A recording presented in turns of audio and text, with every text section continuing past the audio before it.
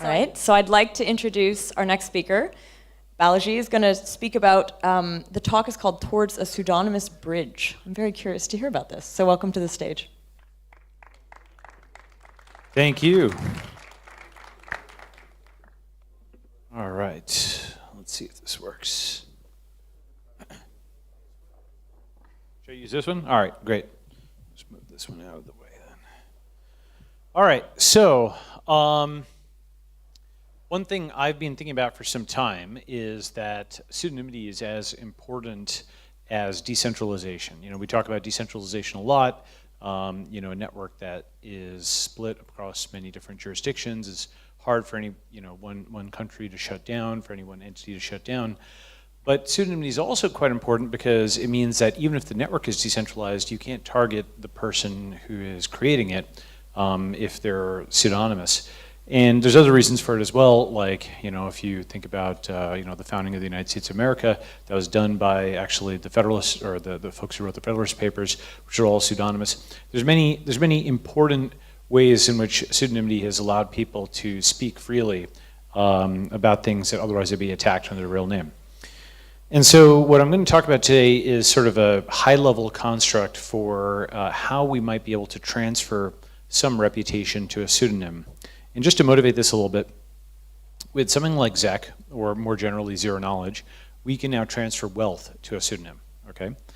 And the question is, can we transfer reputation to a pseudonym? And we need some definitions then of what reputation is.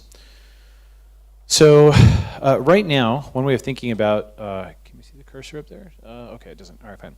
So is this, yeah, nice, okay. So right now we have basically a couple of choices. You can set up an account that has, you know, this is your main account, and it has zero anonymity, and I'll define this in a little bit, but zero anonymity in all of your followers, all your reputation. Or you can set up a new pseudonymous account, and that has 100% anonymity, but it has, you know, none of your followers, right? And that's kind of the trade-off. And one way of thinking about this is your main account, your Mark Andreessen, who will be my running example here. And this is Mark's, you know, zero follower, you know, pseudonymous account where he has to, you know, start completely from scratch. The question is there something in the middle where we can, with a construction, reduce your level of, you know, have maybe fewer followers in your full thing, but have somewhat less anonymity, but yet enough that you still feel anonymous, right? Okay. So first, let's, you know, quantify anonymity via this concept of 33 bits, right? The idea is that 2 to the 33rd power is about 8.6 billion, and 8.6 billion is bigger than 7.53 billion, which is the population of the world. So that means that with 33 bits of information, you can uniquely, you know, identify any person, right? And what that does, it turns your degree of anonymity into a measurable, a quantifiable thing, rather than a zero run, rather than just being, you know, anonymous or not anonymous. You can say, how anonymous are you? Well, how many bits of information do I still need to take you to just exactly one person? If it's 10 bits of information, then you're one of 1,000 people. If it's 20 bits of information, you're one of like 1 million people. Just to give some stats, you know, as I mentioned, 2 to the 33rd is about 8.6 billion. The world population is 7.5 billion. Two numbers that will be useful to us. The Twitter MAUs, monthly active users, are about 330 million, and the Twitter verifieds are about 330,000. And so this is like the number of bits in that set, and it's a very simple calculation, just log base 2 of n. We define it as the anonymity, the number of bits. You know, so 28.3 bits is how much anonymity you have as if all I know about you is you're a Twitter MAU, okay? Now, one way of thinking about, so this is quantifying the anonymity side. Quantifying the reputation side, well, we know that with, you know, buying ZEC on Coinbase, Coinbase.com, you heard of it? Okay. You know, if you buy ZEC on Coinbase, you can, you know, send to a shielded address, and you can get 50K ZEC and, you know, with a pseudonym, and 50K USD in your normal bank account. So you can use the wealth you've earned under your real name to bootstrap the wealth of a pseudonym. Can we come up with a construction that's sort of similar, where we take, let's say, some of the followers over here and bootstrap a pseudonym that has some of those followers? Is that possible? Because that's what I mean by transferring reputation to a pseudonym. So another kind of data structure or concept which we'll need before we proceed is just this idea of an adjacency matrix. And you know, you may all be familiar with this from graph theory, but If this is you and you're Mark and you've got followers over here, and here's another person who's following one of your followers, this adjacency matrix is basically, defining in this case as Mark is followed by this person and this person, not this person, by this person and this person, and then she is actually following her, and that's that edge over here, right? So it's just a binary matrix of adjacencies, right? And so now what we want to do is we want to see, okay, given those definitions, can we trade off some anonymity for some followers? So the naive approach is you set up, a new account, okay, your little pseudonymous account over here, okay, and you try to preserve all of the same followers that you had over here, right? You have something where you can send over all of those followers, your entire account. And of course, the issue with this is anybody who's looking at the full adjacency matrix can see that, oh, and by the way, like these are not like totally separate networks. The right way to represent it or think about it is really something that looks more like this, where you set up a pseudonym and then you had your entire neighborhood, all the people who are pointing into you are now pointing at that pseudonym.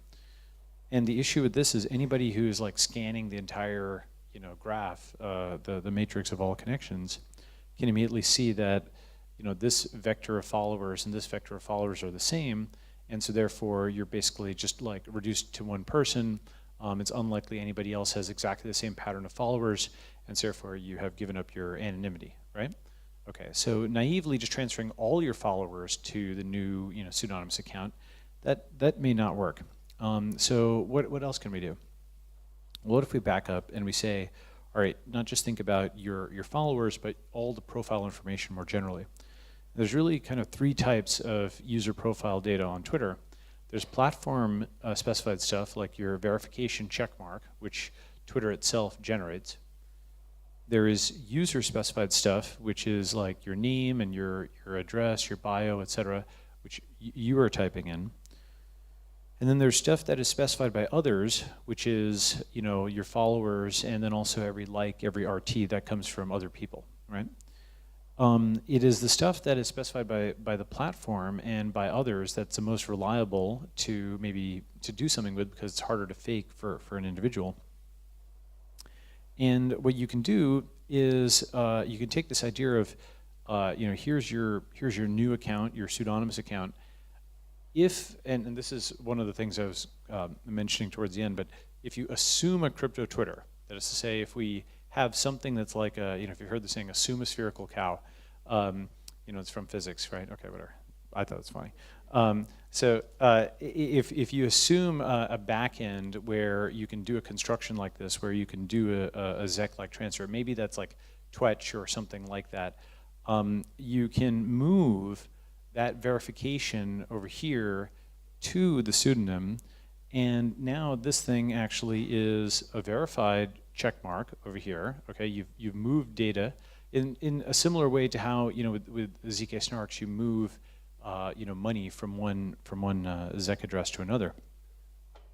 And what does that give you? Well, what that gives you is some progress, because here this was just under your full real name, so you were just 1 out of 1 people.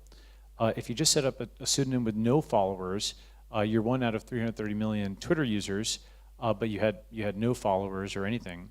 Now, when you're verified over here, you've given up some anonymity. You're 1 out of 330,000 verified, so you have 18.3 bits.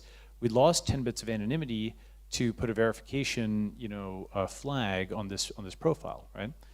But what did that gain us? Well, let me introduce one more new concept, which I call autofollow. Okay, so autofollow would be a very useful feature for this, let's say, future crypto Twitter.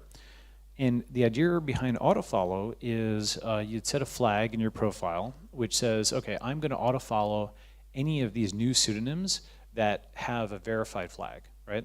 Or any new pseudonym that can prove it had more than 10,000 followers with some other pseudonym. Or any new pseudonym that was followed by @Jack, right? Something like that, where you're auto-following these notable accounts because that you think that they're going to say something interesting that they wouldn't otherwise say. So in this example, we have these 3 people all set up to auto-follow someone who's verified. And notice that this lady over here is not actually following Mark Anderson. She just set up to auto-follow somebody who's verified. So if you have a normal pseudonym, nobody's following them. But if you have a verified pseudonym, you do that construction and you move the verification over, well, then autofollow kicks in, and boom, these 3 people are now following them, right? And so this is kind of interesting, because now what we can do is we can say, okay, that gave up 10 bits of anonymity when we did this verification, but in return we gained 3 followers for that pseudonym, right? Now let's just to plug in some random numbers here. I showed just 5 nodes over here, but Mark has like 700,000 followers. So let's just assume that there were 150,000 accounts that would auto follow after this verification step. So in that example, we would go from a situation where either Mark had his full account with 700,000 followers and 0 anonymity, or he had a pseudonym that was starting from scratch and had no followers but total anonymity. Now he has the option of something in the middle, okay, where he uses zero knowledge proof to move over some information to the pseudonym, namely that he was verified. That drops the degree of anonymity by 10 bits. That's a reduction in anonymity from porting over the verification. But in return, gains all of these people who are auto-following any new verified account, right? So that's actually pretty interesting. This is a relatively small tweak to Twitter, the auto-follow concept. Again, I'm not necessarily thinking Twitter itself would implement this, but if you could do a Twitter-like thing on the blockchain, which a lot of people are working on, this would be a very useful feature. Now, you can generalize this because, while I talked about verification over here, there's lots of other digests that you can move over with zero knowledge. For example, you can have the assertion that you have more than 100,000 followers, or you're followed by @Jack, and other things like that. Anything that does not in and of itself reduce you to an anonymity set of just 1, you can potentially port over. And before you do that attestation, before you port this over, you can see how many bits of information you're giving up in terms of anonymity, and how many new followers you would get with auto-following. Okay, so this is kind of like a high-level sketch of how we might be able to transfer reputation to a pseudonym, just like we've been transferring wealth to a pseudonym with Zek. In terms of next steps, as I said, Summa Spherical Cow, Summa Crypto Twitter, a lot of people are working on things like this, and this gives an interesting sketch of some of the APIs, some of the functions you'd want to call. You'd want to be able to make these kind of zero knowledge constructions. You'd want to have auto-follow. You'd want to have a few things like that. But the broad idea is that if we set this as a goal of a pseudonymous bridge, to bridge between your real name's reputation and the pseudonym's reputation, I think this at least sketches some directions for that, and it can say what could go on-chain for a crypto-based social network that would support this kind of thing. So thank you very much.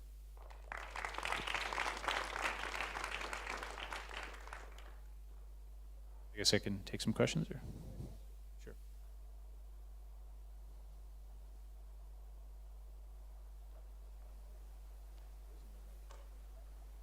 Is the mic going?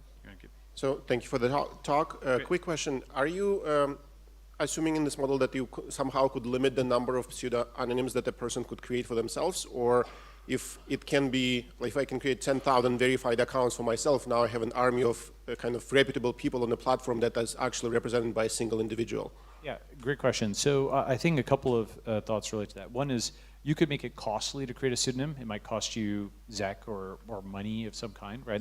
So that's one solution. The second is that it might actually be good for people to be able to have multiple pseudonyms, so that, for example, one of them you say, hey, okay, I'm followed by @Jack. But the other one you say, hey, I'm followed by this, geophysicist, right?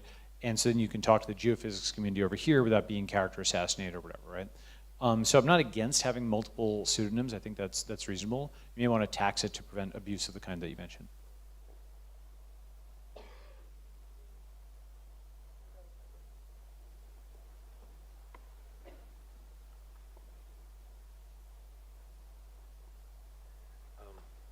Yeah, it's a very cool construct. I have an additional question. How do you handle modification on the attributes of the main ID? Like, let's say Mark goes below 100K followers. How does it go for the other anonymous? It's a great question. And so what I've thought about is that you just have it be a one-time transfer, and then auto follow kicks in, and then if it's out of sync, it's out of sync. That's the simplest way of doing it, and I don't think you lose too much if you do that.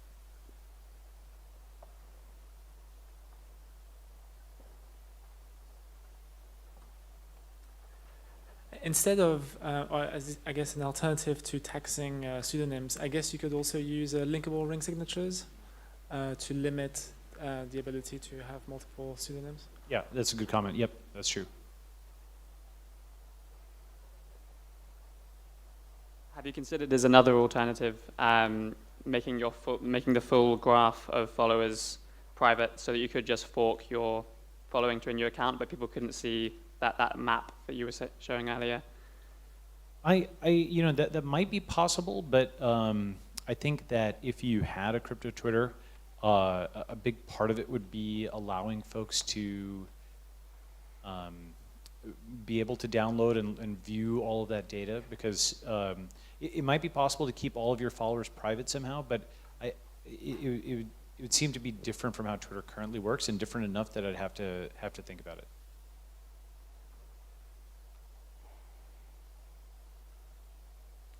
I'm really struggling with the auto follow part. If Sure. everyone's following everyone, doesn't that break down the signal versus noise? And yeah. So it's not everybody following everybody, but you would set.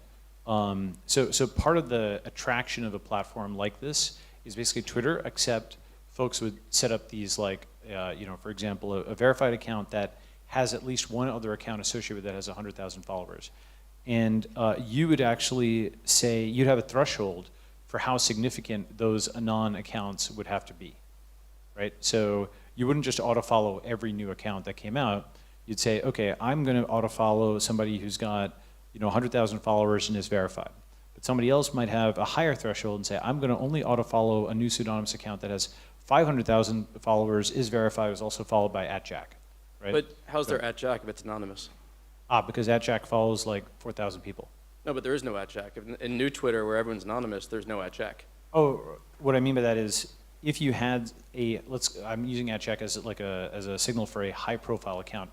On Twitter, as you know, you've got both named accounts and you've got pseudonymous accounts, right?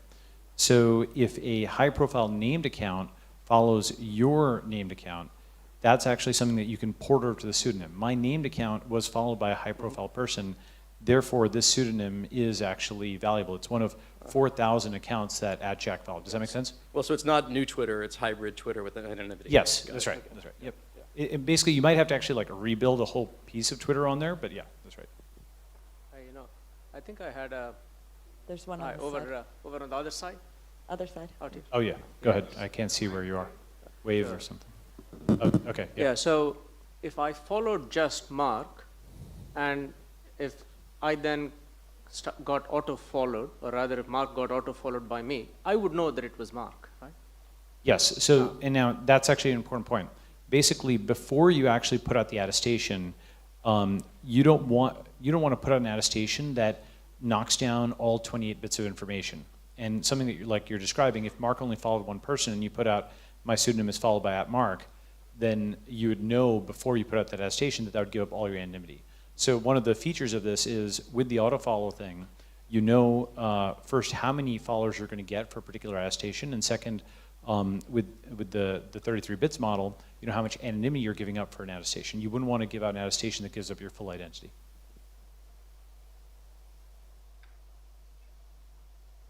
One or two more questions. I'll grab the opportunity. So have you thought about refining this auto follow, because you could gradually you could potentially prove that you follow some of your original following and make that proof, and then depending on how much of them you'd force to follow you, you'd reveal your identity more or less. But because the auto following is just identical to being verified on this new crypto Twitter, right? So the way I was thinking about autofollow is at the time that you sign up for the platform and get set up, you have a bunch of checkboxes, and it's opted into an aggressive autofollow where you're autofollowing these new accounts that, you know, maybe everything that's verified and has more than 10,000 followers. And then some people will mess with those defaults, but the defaults are for aggressive autofollow. And what that does is basically it says that pseudonyms that do these attestations will actually get a lot of followers. That's essentially what it's engineered to do. I'm open to other constructs that can get you there, but the basic idea is this way you can, before you do an attestation, quantify how much reputation you get, how many followers you get for a given level of decrement in anonymity. And there's possibly other ways to do it, but that's one thought. I have a question. Go ahead. I'm over here. Yep.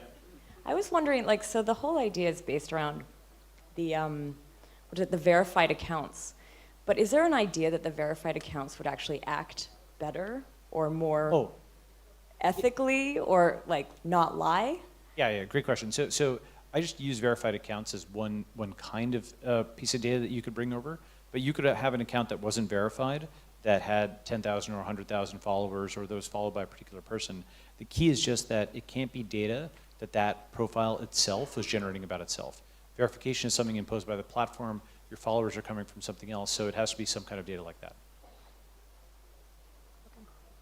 Okay. Oh, I think we got one more. Okay. I'm understanding this is like a theoretical construct for practicing the idea of pseudonymity and how you can transmit reputation. What's your incentive and what's your motivation to work on such an idea? Great question. So like, you know, it is sort of like the other part of what ZEC lets you do, right? ZEC lets you move money to a pseudonym. In the medium to long term, I think that we want to move towards a pseudonymous economy, where you have one name for earning, another name for speaking, and you use your real name like your social security number, only in official context. And this is sort of like an HD wallet. You don't keep all of your balance necessarily, you know, in just one address. You split it into things, and you can have a root address that generates things downstream. In the same way, you have like your real name, and you generate all these other names for different purposes. And we kind of already do this. Like on Reddit, people will use this pseudonym or that pseudonym as it suits them, because you know they don't necessarily want to give out their global identifier for all purposes, right? And so the idea here is one thing that deters people from using pseudonyms in social media is that they have to rebuild their audience completely from scratch. If that was not the case, then I think you'd see a lot more interesting content out there. People could speak more freely. So that's part of the motivation. Thanks. Thank you so much for the talk.